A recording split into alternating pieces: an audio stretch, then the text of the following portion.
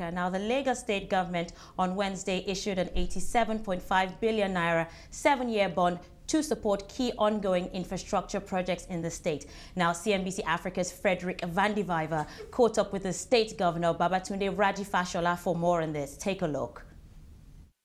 It gives us the resources to pursue the developmental projects that we committed to in this year's budget, and projects that we have started in previous year's budgets that are scheduled over a medium-term 3-year plan implementation.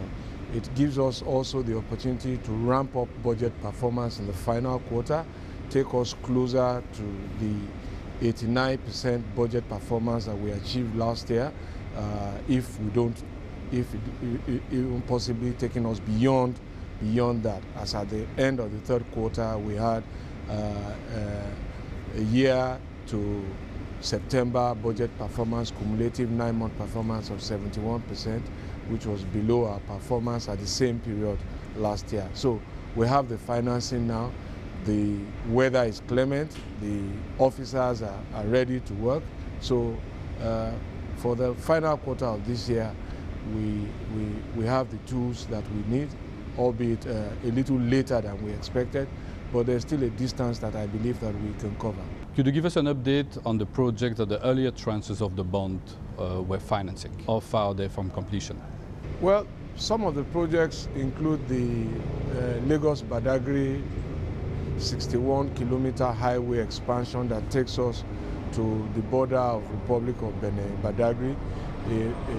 It includes the Blue Line light rail project in the eastern corridor of Lagos as well, to complement access to the border, improve regional trade and commerce and movement of people.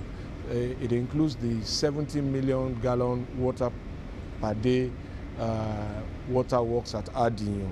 It also includes the shoreline protection program for the Lagos East area of Goshen Beach to Alpha Beach, where residents are threatened by coastal erosion, and we need to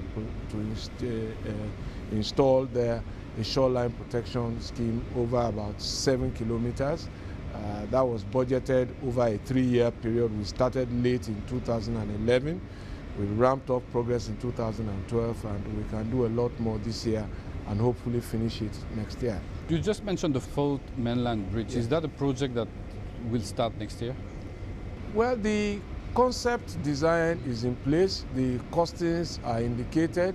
Now, whether we can carry that through budget or we can finance it off balance sheet by PPPs is the real problem now, because as we are winding down, we are also mindful of our debt obligations. We are also proposing zero deficit budget for 2014 and begin to pay off our debts and close down on as many projects as we can. So whether it takes off or not really depends on the appetite that we see from the private sector. But the plans are in place, the alignment is defined, and the costing indications are there. So there's so many things really.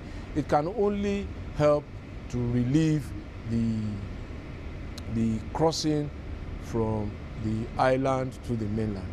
Lagos State has been successful in raising tax collection. You just said that 3.5 million Lagosians are paying their tax out of a population of 22 million. What are your targets to improve this? We haven't been extremely successful because we estimate that at least 8 million people are employed and tax liable. We have less than half of that, so there's still a distance to go. And the more we get the people who are not yet in the tax net into the tax net, the more will be the ability to expand the size of the budget of the state, because now you know you can finance it. So the budget size is often driven not by capacity of utilization anymore, but by the realities of financing. And you cannot borrow what you cannot pay back. So as our tax base grows, so will the budget size, and so will the ability of government to finance more projects.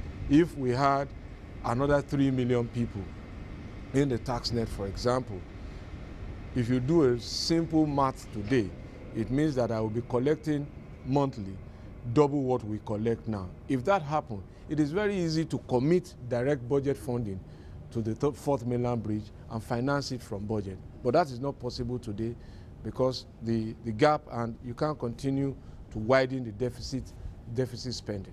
We will soon be entering an election year. Will this be affecting the project implementation?